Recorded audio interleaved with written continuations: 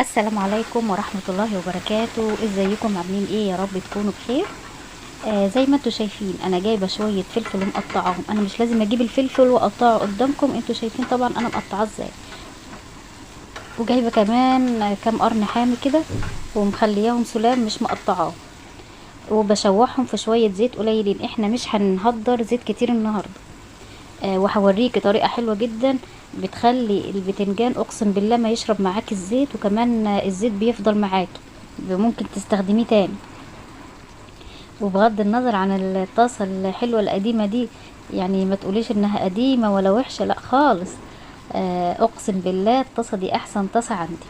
اول حاجة، من كتر استهلاكها بقت ما بتلزقش اي اكل، اي اكل حتى لو مش حاطه فيها زيت. انا الكانيلوني بعمله فيها اقسم بالله ما بيلزق من غير زيت. وكمان عشان صغيرة ما بتاخدش معايا زيت كتير. حلوة بصراحة. وقديمة وحلوة جدا. هنا انا بشوح في الفلفل، انا مش عايزاه يتحرق يا جماعه، انا عايزاه يتشوح كده بشويه الزيت. وكمان البتنجان علشان ما يشربش معايا زيت هقول لكم على طريقه حلوه جدا. انا بجيب بصراحه البتنجان وبقطعه زي ما انتوا شايفين بالتقطيعه دي. انا مقطعاه بالنص كده ومقطعاها بالطول. انا ما بقشرهوش، انا بصراحه ما بحبش اقشر البتنجان لان الفايده في القشر. البتنجان صراحه مفيد جدا.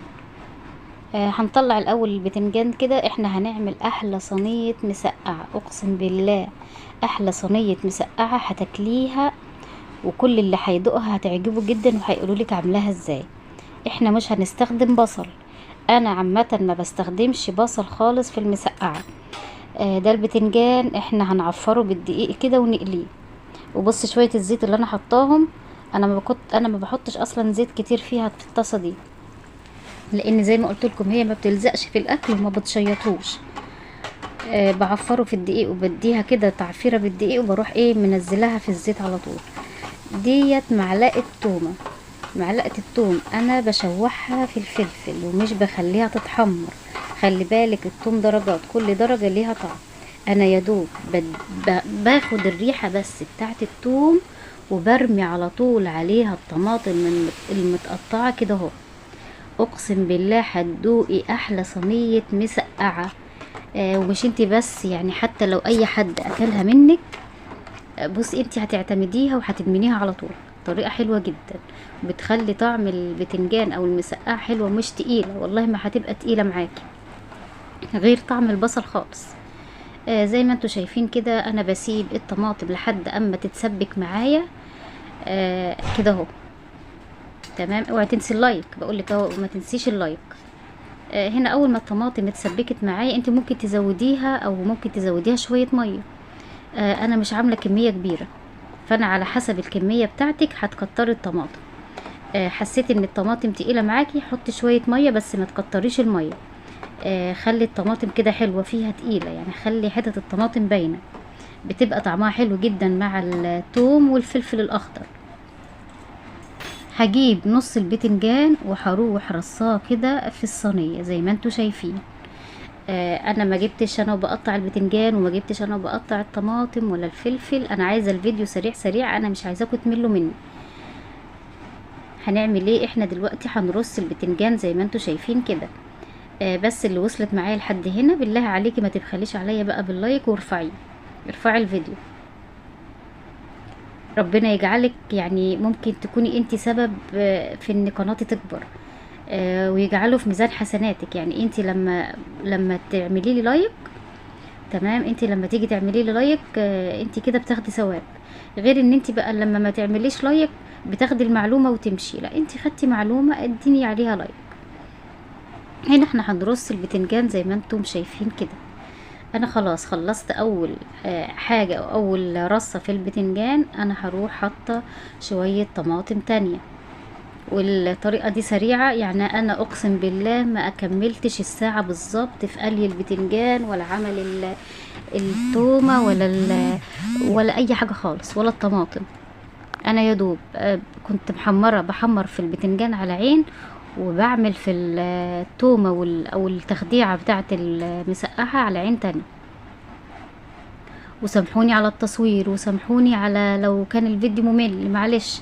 لو عجبك الفيديو اعملي لايك، ما عجبكيش الفيديو ما تعمليش لايك. هنا هنجيب بقيه البتنجان ونحطه بعد ما كنا حطينا شويه الطماطم او التخديعه ديت. بصي بقى شويه الزيت اللي نزلوا من البتنجان كله حته صغيره جدا لا تذكر يعني. هنا هجيب بقيه الطماطم اللي فاضله دي. خلاص كده احنا كده خلصنا صينيه المسقعه. هروح حطاها في الفرن. هو كل حاجه مستويه، انا مش هخليها كتير في الفرن، انا يا دوب هخلي بس كده الطماطم او الزيت كده تحسيه ان هو عمل فقاعات، وتروحي طافيه من تحت وتروحي مولعه عليها الشوايه من فوق. اول ما هتاخد وش على طول في الشوايه هتروحي على طول مطلعاها وبألف هنا وشفا. زي ما انتوا شايفين كده كده احنا طلعناها خلاص من الفرن. مش عايزه اقولك بقى على الطعم بتاعها، اقسم بالله حلو جدا جدا جدا. البتنجان مش متزيت. التومه لما تيجي تحط التوم مع الفلفل يا دوب يعني تشم ريحه النار بس، بيبقى طعمها حلو جدا، غير لما انت تحمري التومه، وغير كمان لما انت تحطي فيها بصل. وخلي بالك التوم درجات. انا عايزه اوريكي بس ان البتنجان حلو وماسك نفسه ومش مهري ومش ناشف.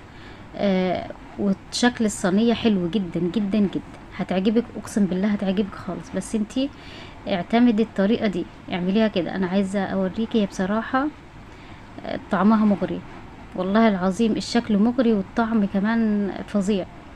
عايزه اكل منها بس سخنه، مش عارفه امسك. عايزه امسك البتنجان مش عارفه امسك البتنجان، مش هعرف امسكها بصراحه. بس لو وصلت معايا لحد هنا بالله عليكي ما تنسيش تعملي لي لايك لو عجبك الفيديو، او لو عجبتك القناه والتصوير ما تنسيش تشتركي في القناه. في كلمه اشتراك بالاحمر دي تضغطي عليها، وما تنسيش تعملي لي لايك. انا حتى ابني هنا واقف معايا صغنن عايز يعمل لكم لايك، بس ايده مش باينه، ايده مش واضحه خالص في الفيديو بصراحه، وعايز ياكل يا عيني. لان بصي دي ايده، وعاجبه جدا، عاجبه جدا المسقعه. يعني لما طفل تعجبه مسقعه يبقى خلاص.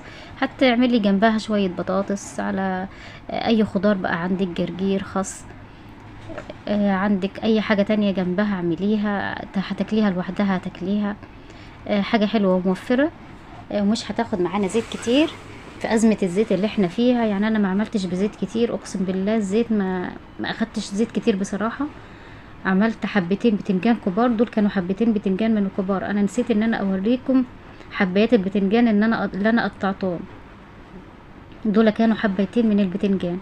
ومش عايزه اطول عليكم الفيديو ولا عايزه ارغي معاكم كتير.